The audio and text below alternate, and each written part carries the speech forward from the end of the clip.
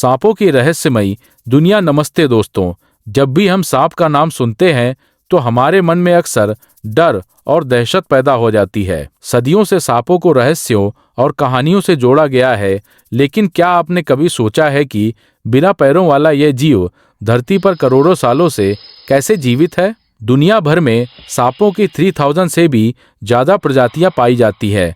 Antarctica को छोड़कर ये दुनिया के हर कोने में मौजूद हैं। आज के इस वीडियो में हम सांपों की इसी अनोखी दुनिया के राज खोलेंगे।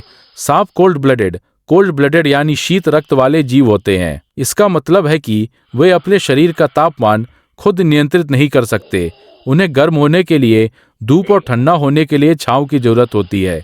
आंखें और कान। क्या आप जानते हैं कि सांपों के बाहरी कान नहीं होते? वे जमीन पर होने वाली थरथराहट वाइब्रेशन से खतरे को पहचानते हैं। उनकी आंखें कभी बंद नहीं होती क्योंकि उनके पास पलकें नहीं होती। जीभ का जादू। आपने देखा होगा सांप बार बार अपनी जीभ बाहर निकालते हैं। वे ऐसा किसी को डराने के लिए नहीं, बल्कि हवा में मौजूद गंध को चखकर अपने शिकार या खतरे का पता लगाने के लिए करते हैं। केंचुली शेडिंग स्किन। सांप साल में कई बार अपनी पुरानी चमड़ी उतारते हैं, जिसे केंचुली कहते हैं। यह उनकी शारीरिक वृद्धि और परजीवियों से बचने के लिए बहुत जरूरी है। और बहुत बड़ा भ्रम यह है कि हर सांप जहरीला होता है। सच तो यह है कि दुनिया के सिर्फ 20% से 25% सांप ही जहरीले होते हैं। जहरीले Sampa king cobra, black mamba और रसेल वाइपर जैसे सांप अपने जहर का इस्तेमाल शिकार को मारने के लिए करते हैं।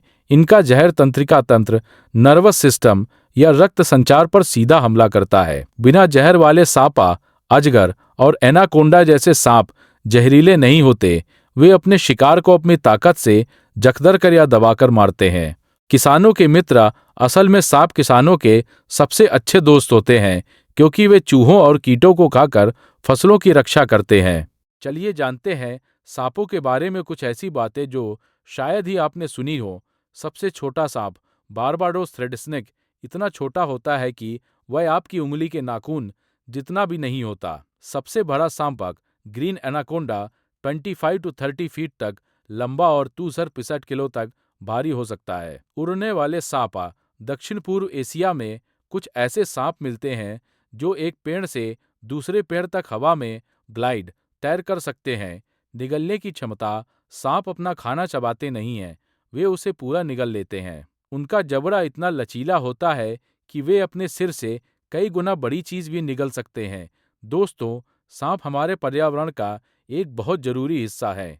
इंसान और सांपों के बीच बढ़ते टकराव की वजह से आज इनकी कई प्रजातियां खत्म हो रही हैं। हमें यह समझना होगा कि अगर हम उन्हें परेशान न करें तो वे कभी हमला नहीं करते। अगली बार जब आप किसी सांप को देखें तो उसे मारने के बजाय किसी एक्सपर्ट या स्नेक रेस्क्यूअर को फोन करें।